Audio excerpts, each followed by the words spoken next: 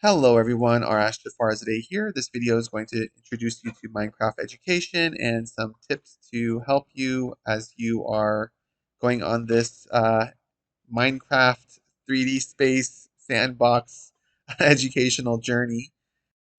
First of all, you're going to want to run the app. I've already ran mine. If you go to your start menu, you should be able to just launch it from your application. So as soon as you type in Minecraft, you should see it appear on your apps. If it's not showing up under your apps, that might mean that you have to install it. And if you haven't done that yet, you go to education.minecraft.net and download the file and install it from there. But in our case, we've already installed it. So you just run it, sign in with your school Microsoft account, and you should see a screen that looks like this. I highly recommend that you use a mouse. You should not use the trackpad, otherwise it's going to be a very difficult experience. So get yourself a mouse, a simple mouse will do. And let's take a look. So first of all, if I go over to settings, there's a few things I'm going to point out to you.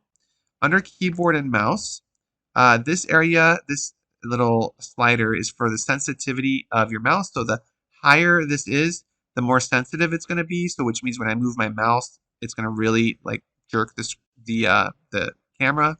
I leave mine at 60. That's the default value. If it's moving too fast for you and you don't like how fast it's moving around, you can lower, put this to a lower amount, do it in small increments, or you can increase it. I'm not going to go over all the details here, but I do recommend that you leave everything as default because that's what I'm going to be using in this video. So if you change any of these, just keep in mind I'm using the default settings. So let's go back down over to video. Under video, the main thing I want you to pay attention to here is right here where it says FOV, and the FOV is the field of view. The bigger this number is, the more you see to the sides of your screen, and it starts warping things. So I recommend leaving this somewhere between 50 and 70. I think that's a good value. I wouldn't go too high with this because otherwise you might get a headache. If you notice that you're getting a headache, a lower amount is probably the way to go for you. And I think that's really all I'm going to cover here. The render distance, if you increase that, it'll show you things from far away, but at the same time, it's going to rely more heavily on your CPU. So just keep that in mind. The default value is usually, I think 9. But if you have a more powerful system, you could try to put it at a higher amount. That's fine. The anti-aliasing, I would leave that at 4. It's just how kind of smooth some of the lines look, um, and some of the little blurring. If you took the graphic design class with me, you'll know what I mean by that. And then this is the audio level. So some simple things to keep in mind there under your settings. If we go over to play, there are several buttons here, 5 of them to be exact, and I'll explain each of these. First of all, if I click here, it just shows me the worlds that I have made in my Minecraft account. So any world that you make will end up in this library. It's like this is what's stored on your computer. This is not stored just to your account. It's on your computer, so keep that in mind. The library is what Microsoft has created for you, and we're going to revisit this in a second. But they have several lessons in here, science, math, all kinds of academic subjects you can look at. They have monthly build challenges in here you can look at. They have some starter worlds as well. The biomes is quite interesting for schools because they have a variety of biomes that you can explore and tie into your lessons. They also have some build plates that you can use and explore. So quite a few things to get you started. Let's go back here. This create new just allows me to create either a new flat world with nothing in it or a new random world. I'll explain that in a second. This button allows you to join someone else's world. So if you have a peer or a colleague who is hosting a world, you would be able to join their world here. And then this import button allows you to import in a world that maybe someone else has created. It can share the file with you and you can import in their world. So that's the overview of everything here. Let's go and create a new world. So I'm just going to go to create new, and then I'm going to click on new. Right here, I can name my world. So I'll just call it practice world. And the game mode, you're most likely going to set it to creative. But if you set it to survival, that just means you have to get food and mine for materials and gather resources. But a lot of times we're going with creative, which basically means you have access to everything in the game. You can't die. It's just you're able to have access to all the blocks and build whatever you want. The difficulty, the default difficulty is set to peaceful, but if you're in creative, it doesn't matter too much.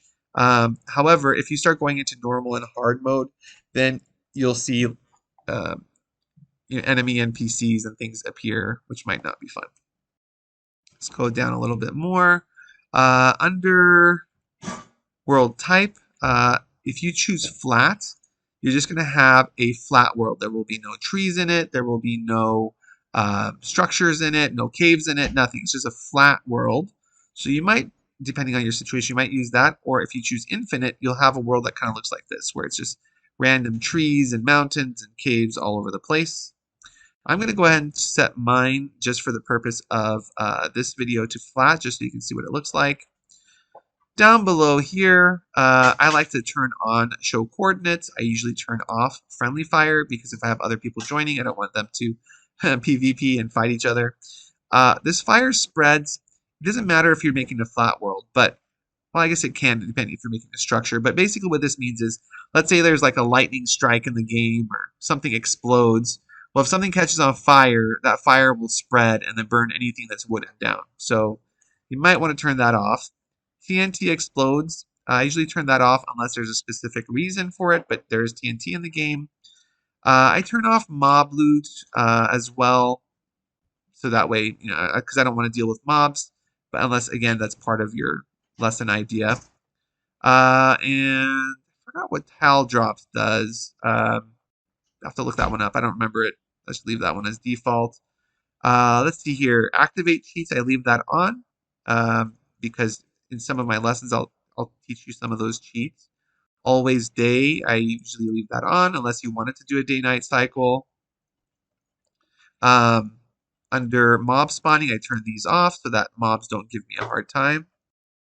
And then we have weather cycle, I'll turn that off as well. Entities drop loot, I turn that off.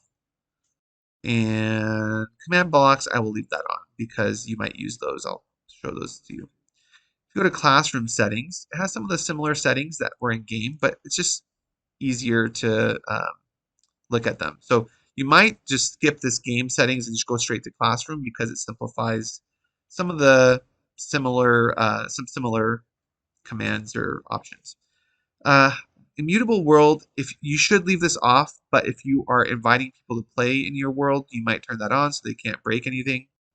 I think that's pretty much everything we need to know here. If you click host right off the bat, you can share the join code and people can join your world, but for now I'm just going to click play. So you can see here I am in a completely flat world. There is nothing in this world at all. So the sky is quite literally the limit. There's nothing stopping us from making whatever we want. Down below at the bottom of my screen is my hotbar. That's pressing the numbers that correspond to the box that it's in. 1, 2, 3, 4, 5, 6, 7, 8, 9.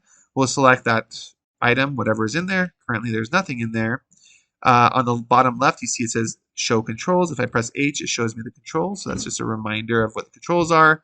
W is to go forward, S is to go back, A is to strafe left, D is to strafe right.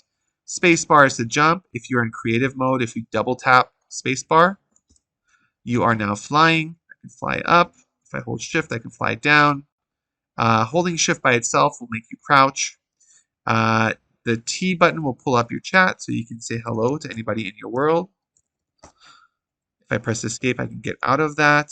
The code builder will drop my little robot and it'll give me this menu here.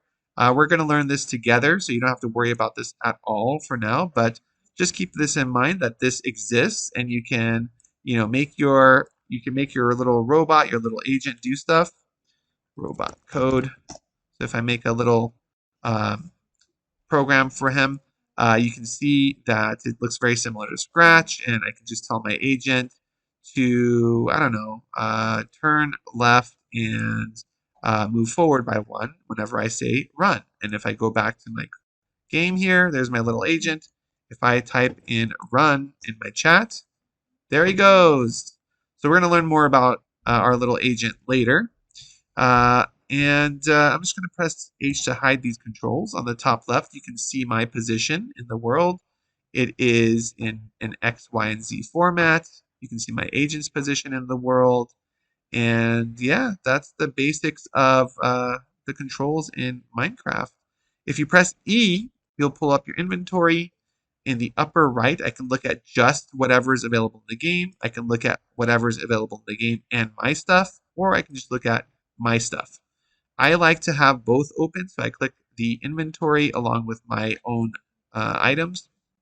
And in here, you can sort through the items by type, or just look at all the items and search for what you want. So I can search for example, a sword, and there is a sword. Of course, I'm going to take my netherite sword because, yeah, it's the best sword.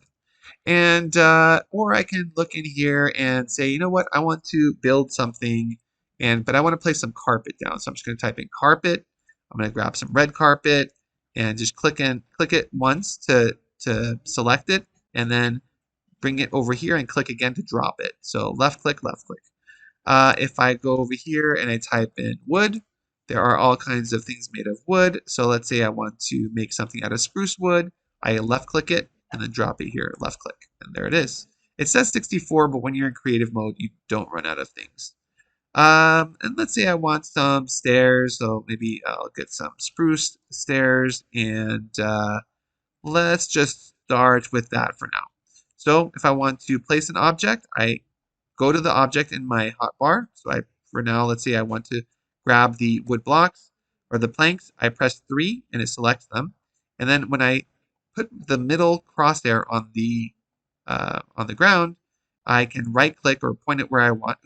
Point where I want, and then right click to place the objects. So here you can see I am starting my little house. Maybe I'll put a door there, and then so on. You just place your objects as you go. I'm just right clicking. Oops, break that. Left click breaks, right click places. And then I can fly because I'm in creative mode.